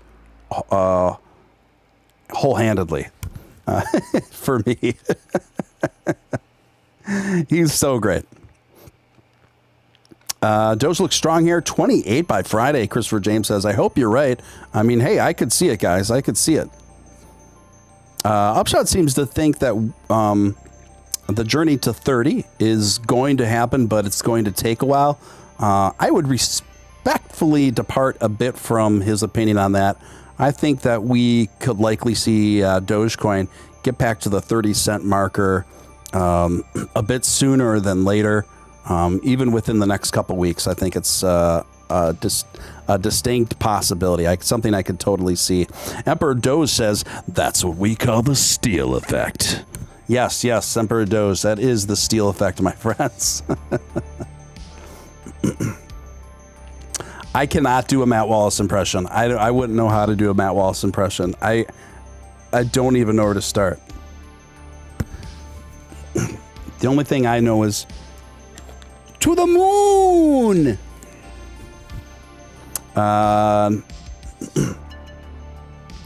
Yeah, could we see another downturn? We certainly could, guys. We certainly could. It could go either way at this point. Could go either way at this point. But overall, the long term, guys, I've been diamond handing all of my main investments. You know what's interesting? Through all of this, one of the few exceptions in this downturn, and I don't mean this is not a plug. I'm not saying you should invest in this coin because it's high volatility. It's a BSC. And the only reason why I own it is because somebody gifted me with $100 in it, which was very nice of that gal to do. A girl gifted me with $100 of baby Doge. Baby Doge. So my baby Doge is that $100 that she gave me a few days ago is now up to $330.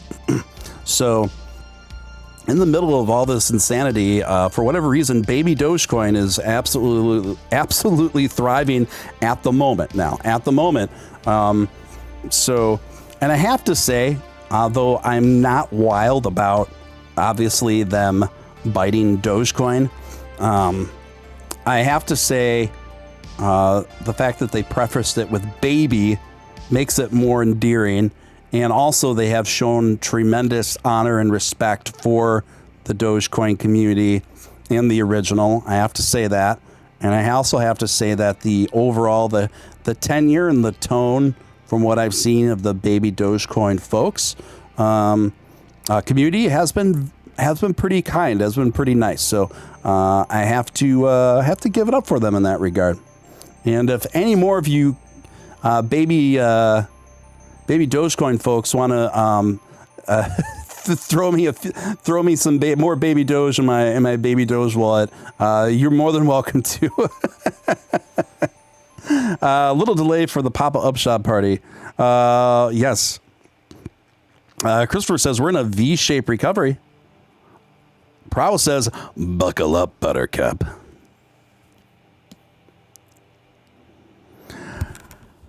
You better buckle up, Buttercup, 'cause we're in for an unexpected ride, as Dogecoin just might go parabolic before you and your grandma ever expected. Yeah, but we could be this. Yeah, I could see how one would conclude with the V-shaped recovery. Guys, it is exactly midnight. In my neck of the woods. If you're out on that West Coast, you are grooving earlier at about 10 p.m. East Coast time, you are at 1 a.m. in the morning. You are in true after hours. And we are just hanging out, having a little market watch, having a little chat, having a little talk about the state of things, what's to come, what are the likelihoods of what, short term and long term. Feel free, if you got any questions or comments, feel free to put them in the chat.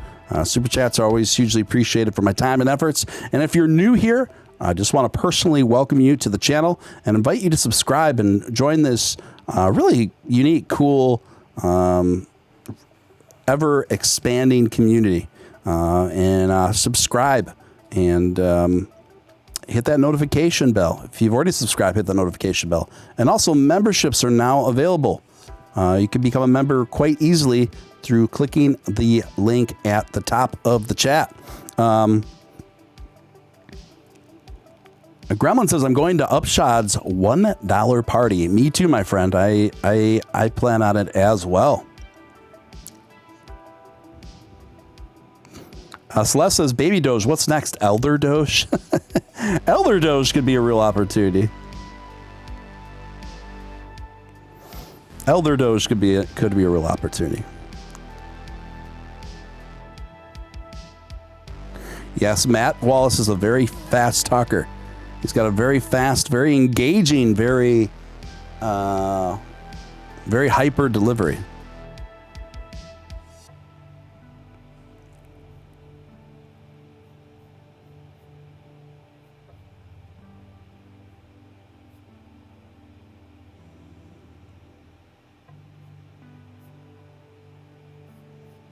Yes, absolutely.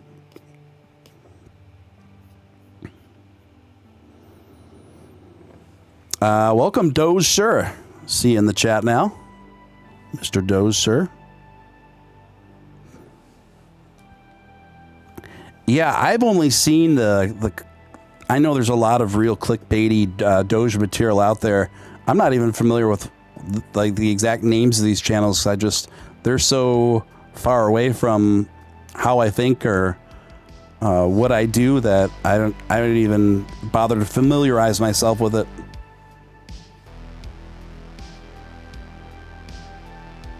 Prowess says it's free to subscribe. That is correct.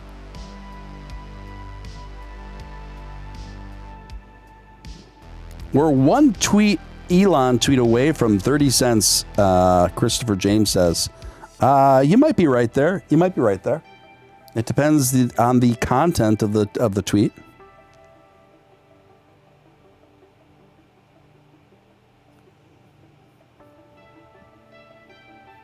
But yeah.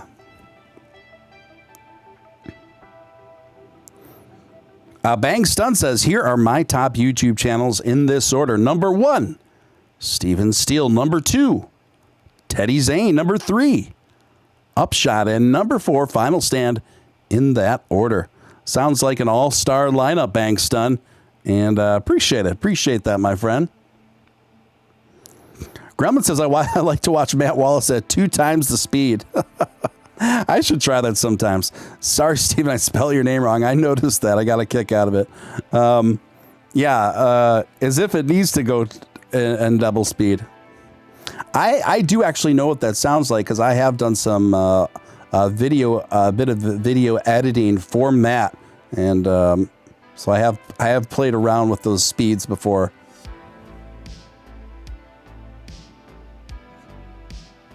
Yes, good to see you, Doge Sir. Good to see you. Good to see you.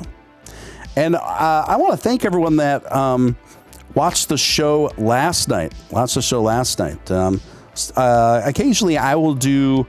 I'll have guests on that aren't necessarily super crypto related, and the streams aren't necessarily super crypto related. But I bring on just who I believe are just very interesting, fascinating guests.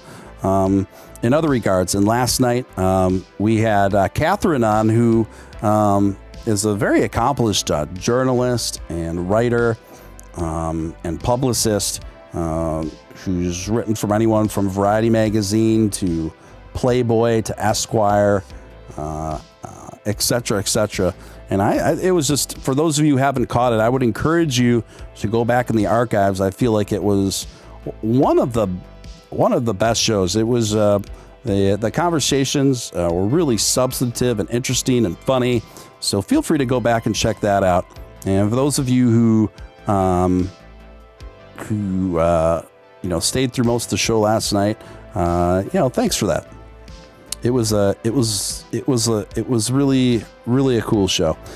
Savannah Knight. I like Steven Steele, Upshot, and David Mitchell Jr. Thank you, Savannah Knight. Yeah, it's interesting to see your guys' favorite channels, favorite content creators. It's it's very interesting to see.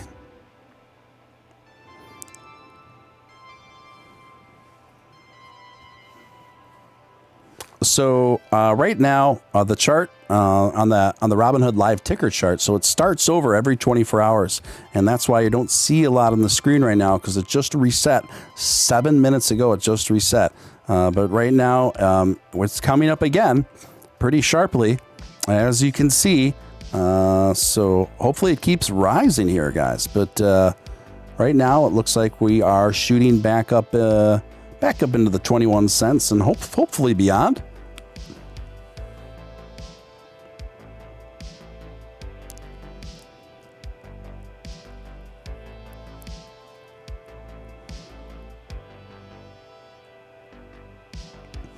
Can we get any more Steven Steele stories? You have to let me ponder on that one to think of another good one.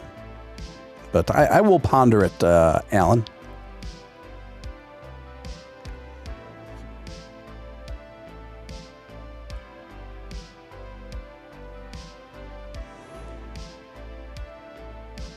I'm honestly not super familiar with Teddy Zane. I don't know.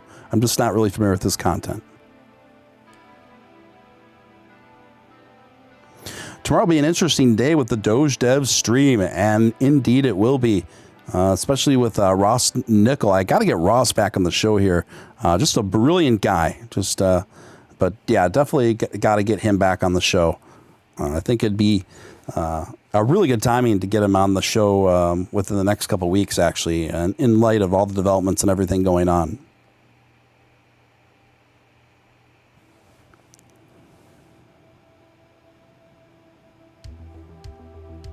But I wish, unfortunately, the show that I did with Ross Nickel ended up being on Twitter Spaces.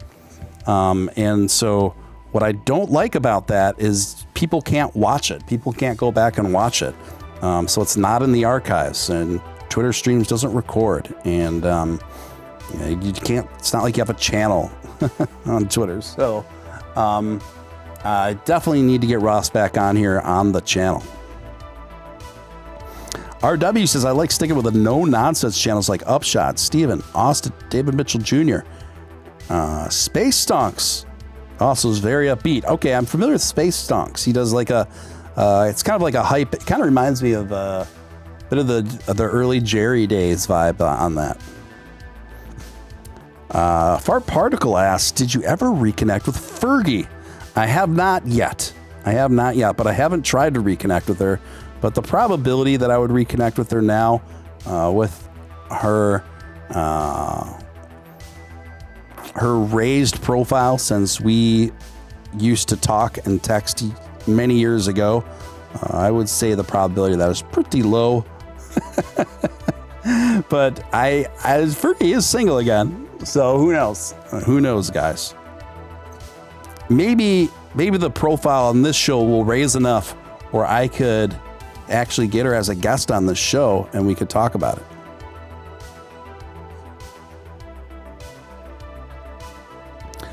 That would be hilarious. And then I could get her on the show and then she'd be like, I don't remember you. It was a really long time ago. It was so long ago, it was like the Black Eyed Peas were a thing, but it was even before they were like a huge major thing.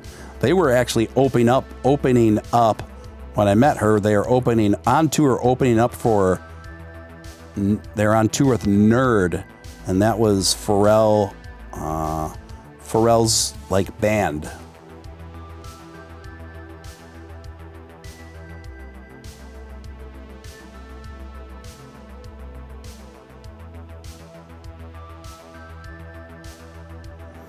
Andrew K says, I went all in at 16 cents. Very nerve-wracking. Hope we keep going up from here. Awesome. Andrea, I would tend to think that was a very smart, bold, but very smart move. That's what I'm thinking. No mention of Batman. Oh, unintentional. I love Crypto Batman. I love that guy. I guess he hasn't been streaming enough lately. Yeah, he seems to be streaming a little more frequently lately, but he's still grinding it out. But yeah, I love Crypto Batman. His Twitch stream was weird today. Two girls whispering Wizard of Oz dialogue as it played behind them. Oh, that sounds really funny.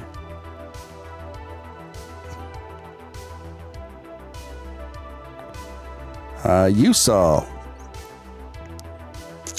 Yes. Steven, what happened with the Kingers? That's something we can't talk of. Fortunately, I get asked about this much increasingly less. But he went in. Things were just going in a manner with that channel that I didn't align with what I felt comfortable with, and so I left, and then I started my own thing shortly thereafter, and since then he's gone in a different direction, much different direction, and I wish him well on his future endeavors.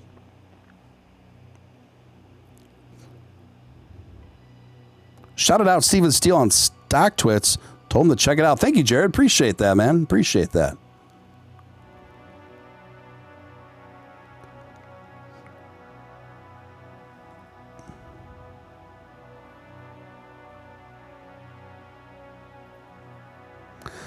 She might get so excited to reconnect and pee her pants. Yeah, I don't think so. I don't think so. Bang's done. But, you know, here Doge is. It's hanging out right under 21 cents. And it's a bit of retracement is in right now. So we'll just see where it goes. I wouldn't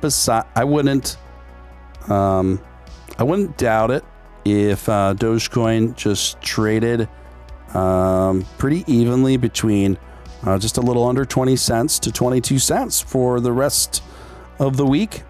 It seemed to me to be entirely probable.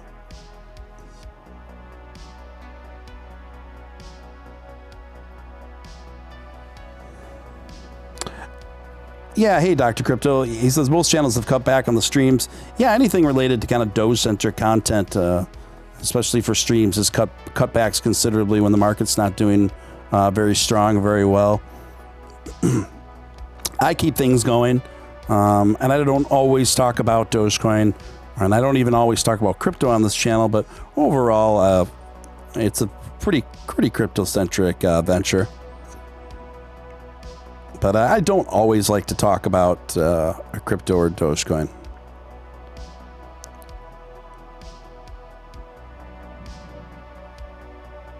Fergie is making wine these days. It's decent as well. Thank you, Particle. That sounds awesome.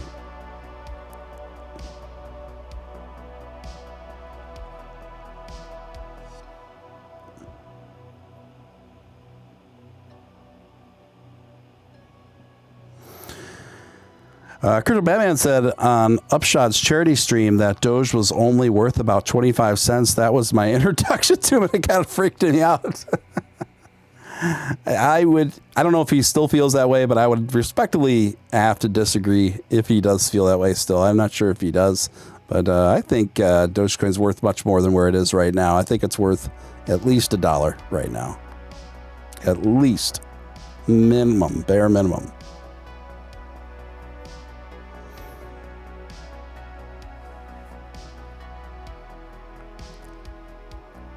Bare minimum, guys. Bare minimum.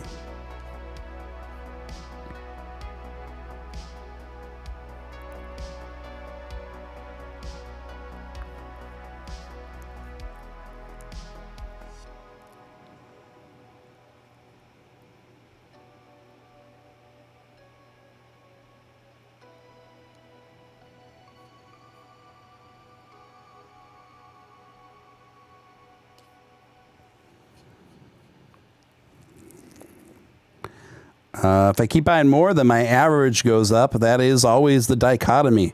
That is always the tricky dynamic that one must assess for themselves, right? when investing prowess. Another strategy you could do is just start clean on a different platform and invest more on a different platform so it doesn't affect your more advantageous positions on the main platform that your investments are on.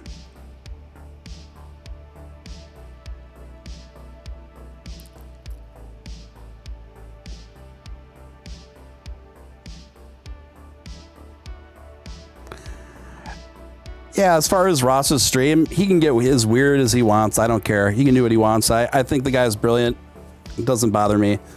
It doesn't bother me when people branch out a little bit and do weird stuff. Dr. Crypto says, this is why you're growing good content every day. Thank you, my friend. And we're going to have to get you back on the show sometime. Crypto Batman put me off at first, but I love him now. I'm a mod on his channel. He always has been somewhat of a lowballer, but his estimates from the beginning. I don't care. I love Crypto Batman. He was one of the first more high-profile content creators to actually reach out to me and compliment me on my content and my work.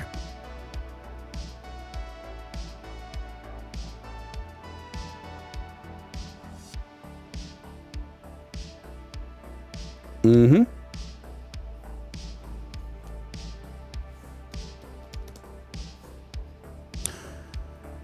So,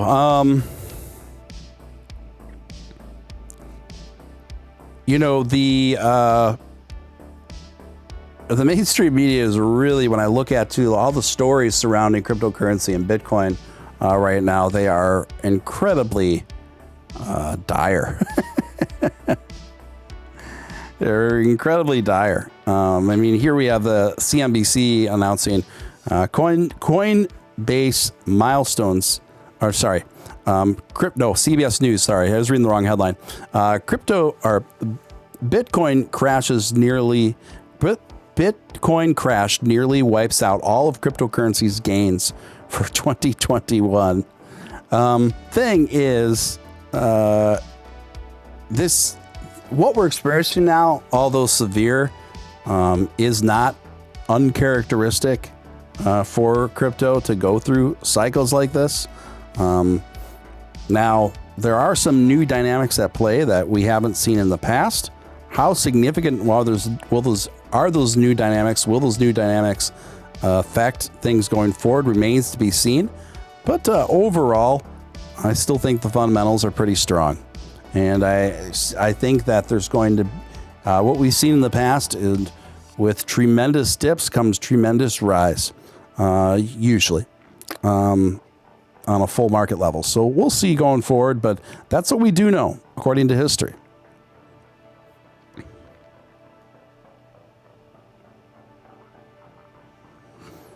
I love it. I love it. Guys, we've been going about 2 hours, 20 minutes here. Proud says, bought AMC at 13. Love streamers like Steven. Do your research. Thank you for that. Appreciate that. Appreciate that.